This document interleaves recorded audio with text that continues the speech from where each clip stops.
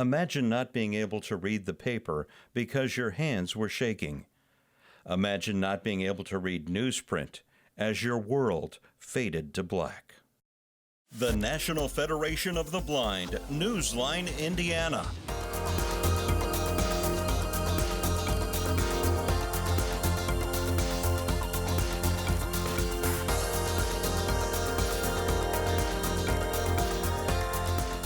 With your host, Lee Martin, and co-host, Florence Myers-McSwine.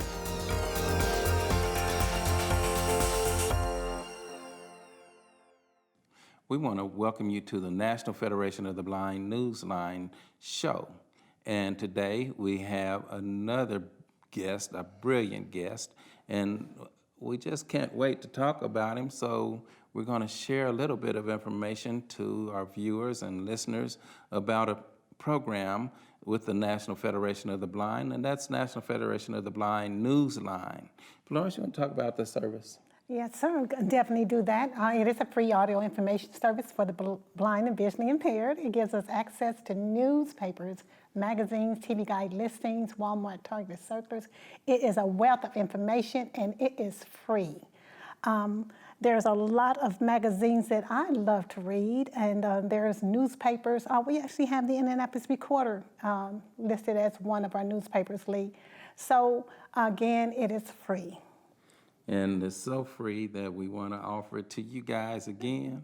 And I tell you, with our guest today, I read about him in the Indianapolis Business Journal, the Indianapolis Recorder, and also the Indianapolis Star News. He's a very popular person.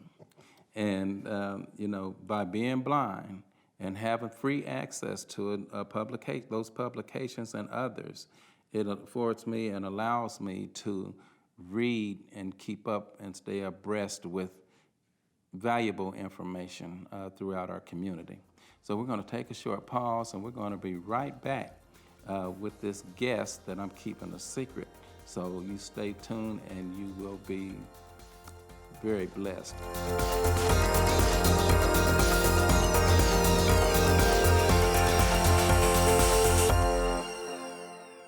I'm Danny Wayne Beamer, Program Manager of the Elder Blind Program at the Will Center in Terre Haute, Indiana. I introduce the NFB Newsline to seniors in 13 southwestern counties in Indiana. I also utilize the NFB Newsline for my radio station public affairs shows.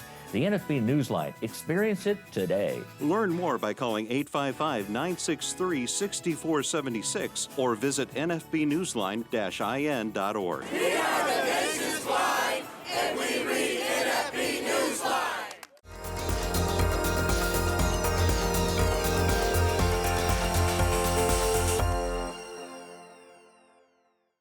Welcome to this week's National Federation of the Blind Newsline Indiana show. And it is our pleasure today to introduce our special guest, Dr. Sean Huddleston, who is president of Martin University here in Indianapolis. And Dr. Huddleston, welcome to our show. Thank you for having me. I feel very honored to be here. Well, I think our community is honored by your successes. Oh, thank you. And your work that you have done and you continue to do. And right off the top of the show, I just want to say God bless you. God bless you, and too. give you the strength to continue forth. I receive it. Thank you. And as I know, you're the 5th president of the Martin University. Yes. And I just want to congratulate you. You know, this is you just completed, as of yesterday, your inaugural year. That's right. And so congratulations. You've done your research. That is fantastic. Yes. So let's dive right on into this. We want to learn a little bit about you before we start diving into Martin University. Now, how did you, as a child, there may be some parent out there, or might be some young person that's listening, they can be male or female, that's listening to this show or watching the show. Tell us a little bit about your journey as a child. Sure. So I was born and raised in Detroit, Michigan, one of 4 boys. In fact, my wife and I have 3 sons now, and after our 3rd son, my wife said very clearly she understood where this was going, and so we're ending at 3. But raised primarily by my mother. My father has always been in my life, but my parents divorced when I was 10 years old. My father moved out of state, and so it was my mom developing the strength and ability to raise 4 boys in a pretty tough city and in a pretty tough area. The one thing that she always made sure that we understood was that education really was going to be the key for us. As African-American men growing up, we had to make sure that we put ourselves in a position that no one could tell us no for something that we really wanted. And so education became important. My mother started out as a single mother and she was a stay-at-home mom for a number of years and decided to return back to school. And so while I was about 12 years old, she went back and got her bachelor's and then got a job at a university and then went through and got her master's and then ultimately got her PhD. And so my pathway into higher education really, in a lot of ways, was about what she modeled for me. My father was in business, and so the first part of my career was in business, and in the second half, I always tell people that I started out listening to my father and got smart and listened to my mother. And like we're all supposed to, right? And went into education. But growing up in the city, the other thing that was important for us is being active in our community. We always, from as far back as I can remember, we always recognized that we were always part of something that was larger than ourselves, and that we owed it back to the community to always give back to the community. And so there were multiple times that I was involved in community organizing or development, whether it be just our neighborhood, our block, or a larger initiative throughout the city. We were always involved in that. So it's kind of in my DNA to be focused on helping to develop and support everyone around me so that we can all move forward together. Okay, and now with education, well, you said that you started with your dad and you end up listening to mom. That's right. Okay, now with educational, now what prompted you to do what you do, Dr. Huddleston? Sure, and I'll be very candid with you. It started because I made a decision not to continue my education. At one time, I started my college career at Howard University. Didn't do well there, primarily because I wasn't really prepared for the rigor of a Howard University. I was a graduate of Detroit Public Schools, and although Detroit Public Schools has produced some extremely good and well-educated and successful people, I wasn't as strong of a student as I should have been.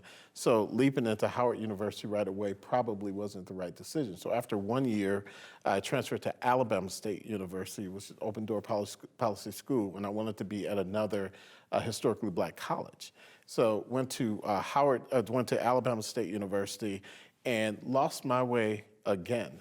And just wasn't making the right decisions in terms of attending classes. And so when all else fails, you come back home.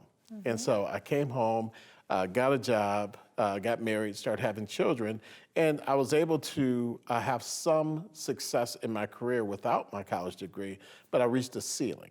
I got to the point that there was no other opportunities for me without a degree.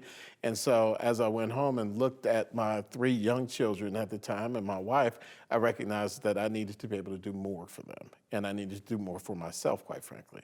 And that's why I went back and got my degree. After I got my bachelor's degree, and I was working in corporate America, I had an opportunity to teach a course for Cornell University in New York for their Certified Diversity Professional Program. And after I taught that course, I kind of got the bug for higher education and made the decision to make a complete shift in my career and pursue higher education as my career.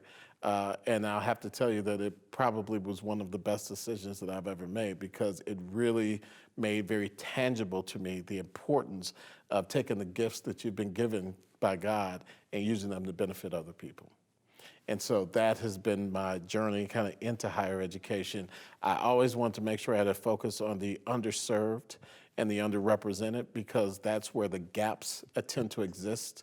And so my work in diversity, equity, and inclusion in higher education really led to my calling to Martin University.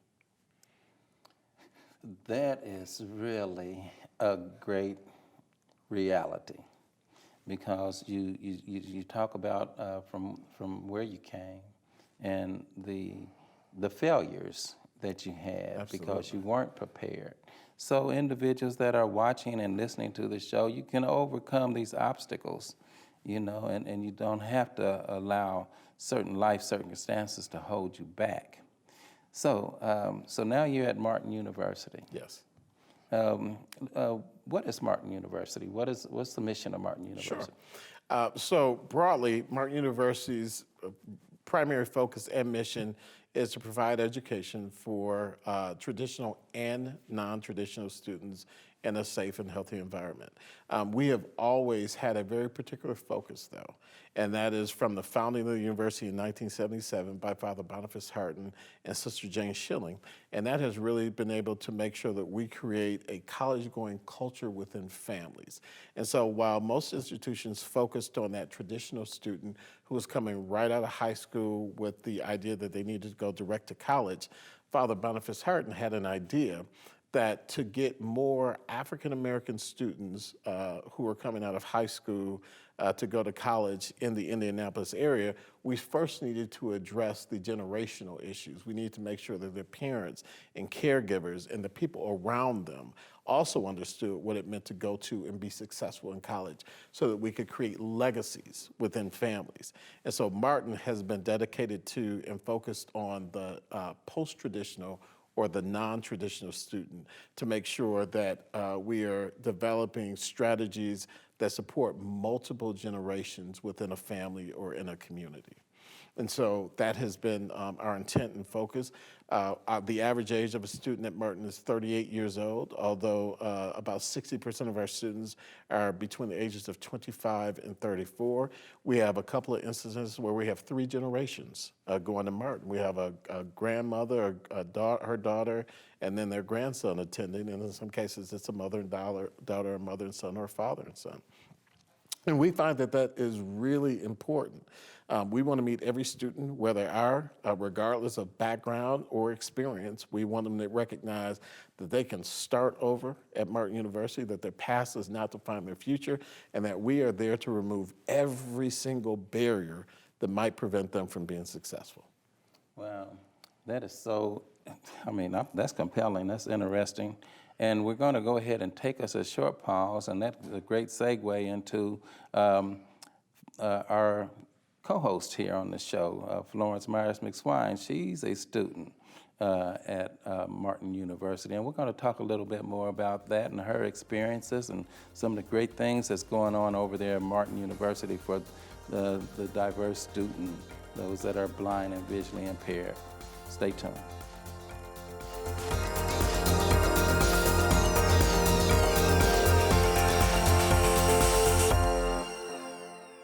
If you or someone you know is visually impaired or print challenged, the National Federation of the Blind has a resource you need. I am a CFP practitioner, and I happen to be blind.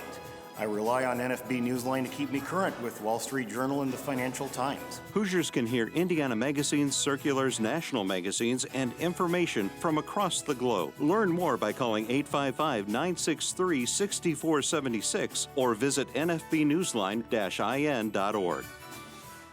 We are the nation's blind, and we read NFB Newsline. As I travel the nation, I read NFB Newsline. I live in Valparaiso, Indiana, and I listen to my local news on NFB Newsline. As a student, I enjoy reading current events on NFB Newsline. Learn more by calling 855-963-6476 or visit nfbnewsline-in.org. Subscribe free to NFB Newsline today.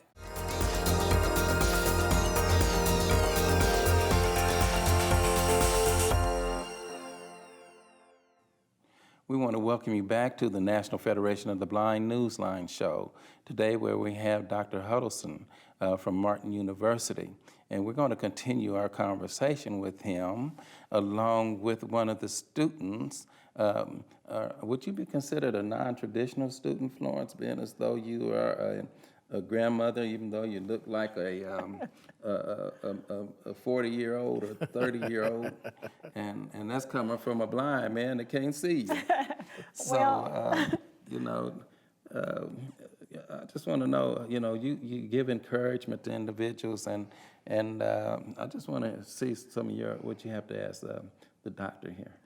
Well, Lee, as far as non-traditional, I don't see myself as non-traditional. I'm just a student. There you go.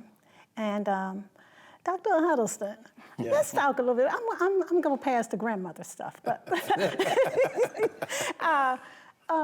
talk a little bit about diversity and inclusion. Sure.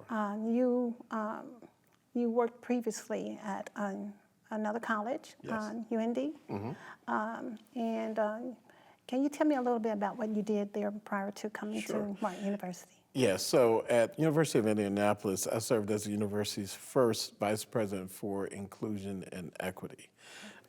It's the chief diversity officer, as it's called in many institutions. I held the same position at Framingham State University in Massachusetts, where I was their first chief officer for inclusion, equity, and community engagement. I'll be honest with you that I tend to not to use the term diversity as much. And the reason for that is that there's not really a lot that you need to do to get diversity. People showing up creates diversity. But when you're having really specific and intentional efforts around making sure people feel included, welcomed, valued, and that they achieve that sense of belonging, and you're focused on equitable outcomes and creating equity-mindedness, that was the work that I did. So there are a couple areas that I was very heavily focused in, and I've been in my whole career in higher education. One is closing the gaps of achievement that particularly occur for people who have been historically underutilized or underserved or marginalized by higher education.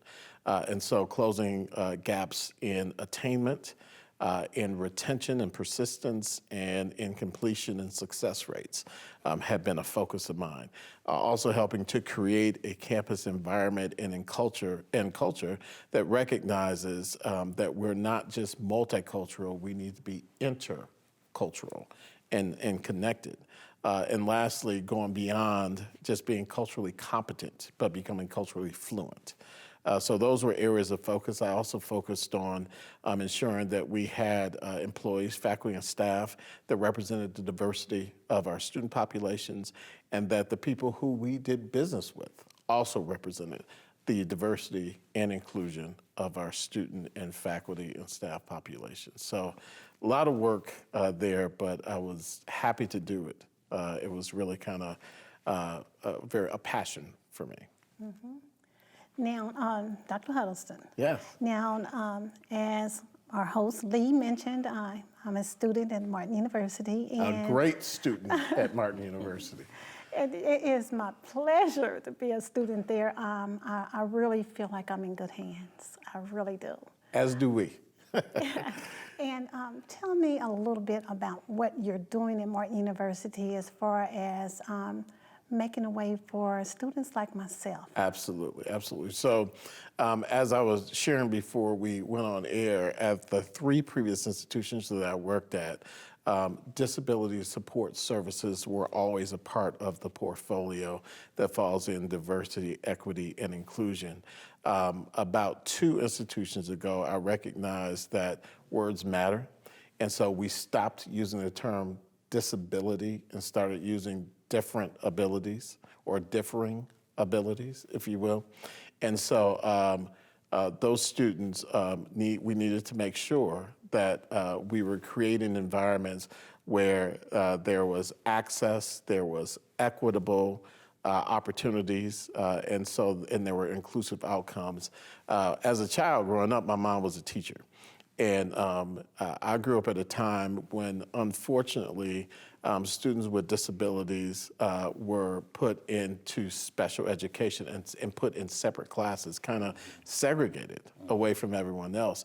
And so my mom taught special education, and I saw firsthand where that occurred. And it was troublesome for me because I went to the same school that my mom taught at, and I would get to know the students who were in her class and couldn't figure out why they couldn't be in our classes as well. And so I would kind of usher all of my friends and other people that were in my classes to make sure that they were building connections with the students that were in her class as well. And so it's always been very important to me to make sure that people who might have an impairment of any kind or have different abilities, just because you have different abilities doesn't mean that you should not be part of the big fabric and tapestry that makes institutions as good as they are. And so that's one of the things that's been important for me at Martin University. Admittedly, we're starting from really not having those services in place, and we're building those along the way. And quite frankly, you as a student has been helpful in not just reminding us, but guiding us as to some of the things that we need to make sure that we have in place and those supports are there. So everything from assistive technologies are things that we are putting in place and have put some in place already. The other side of it is some of the processes. So ensuring that when students register for classes, prior to attending class, that faculty members are aware of the fact that they're going to have a student who might be blind or visually impaired in their class, and that there are certain accommodations that we need to make for those students. So it shouldn't be incumbent upon the student to have to sit down with each faculty member and say, here is how I need you to serve me. We should already know before you get to class, or any student gets to that class for that matter. So that's a process that we recently started implementing and that we're getting better at each time. And so it's the processes, it's the policies, and the practices and services that we provide that I think all have to come together to make sure that the experience is equal or better than any other student's experience. Right. And also now, Dr. Huddleston, there's a lot of new ideals I'm sure that you have for Martin University. Tell us a little bit. Yeah, you know, I have to be careful with my new ideas because I think every day and every night a new one comes forward, and I bring them as soon as they come forward. I bring them to the university, and I get a few eye rolls because they know, oh no, here's another one coming. But ultimately, we have a vision for the university, and that is really to find a way to answer this question. What is Martin University uniquely positioned? What problem is Martin University uniquely positioned to solve that no one else can solve? And I think that there's a couple of answers to that. One is, from our founding, Martin University was really seen as a university. And that is a university that is in, about, and for the community, helping to develop people who want to improve and build their communities through social mobility, economic development, family development, all those things. And so we're going to pivot back toward the idea of being a university. The second thing I think is an opportunity for Martin University is to become one of the nation's first work colleges that is focused on post-traditional or non-traditional students. So work colleges are institutions that combine career development, academics, and service in the one academic program. There are 8 federally designated work colleges. Martin University would not qualify to be a federally designated work college, but we have the ability to still bring that model forward. And so those are kind of the 2 big ideas that we're focused on right now. Well, we're going to take a short pause and come back with some more ideas. So we're always kicking ideas. So we'll be right back. Stay tuned.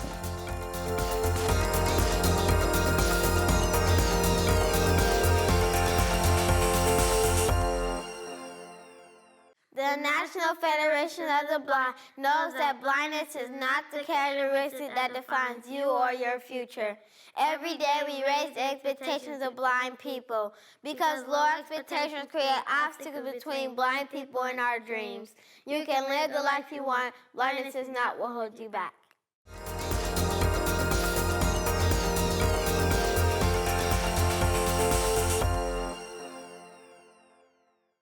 Well, welcome back to our conclusion of the National Federation of the Blind of Indiana. And Dr. Huddleston, Yes. Can you give us a little bit more information about Martin University? So I'll just touch on two more topics. One is we have a program called Prior Learning Assessment, where essentially we say people can get college credits from the College of Life that are transferable to Martin University. So if you've had previous job experience, in some cases volunteer experience, anything where you got specific training, we believe that you ought to get some sort of credit for that. And so there's a class that you take, and then you put a portfolio together, and we can determine how many college credits all of your previous learning could relate to, up to 60 credit hours, which is about half of a degree. So most people are following about 30 or 40 credit hours. We do have some that are getting 60 credit hours, but that really defrays the cost of achieving that degree, as well as moves you along pretty fast. The second thing that I'd like to talk about is our current scholarship that we have. So we have a spring term scholarship that's available for anyone who wants to start right now. We have 8-week courses that are coming up this January, as well as in March as well. But the scholarship covers the cost of 3 courses, so the courses and any fees associated with those courses. It covers the application fee, you get a laptop, your books, all those things are covered. You also get a student success coach to make sure that you can move along the way and that there aren't any barriers or hiccups that occur. So again, we just want to defray the costs and give you a semester on Martin University. Well, Doctor, I just want to thank you once again for coming in and sharing with us so much valuable information for our community. And once again, congratulations on the great work that you're doing over there, and the future. Yes. Is in good hands. As Florence says, she feels like she's in good hands. Oh, and we are too. So thank you very much. Again, very honored to be here, and thank you for inviting me. So we all know that education is the pathway to life, successful lives and better lives. If you have better education within your family structures, a better education for our community, and a better educations for our society. So stay tuned to our show next week as we continue to move forth with education and awareness to our community with the National Federation of the Blind Newsline show. Take good care. The National Federation of the Blind, Newsline, Indiana. For more information, go to nfb-in.org or call 855-963-6476. That's 855-963-6476.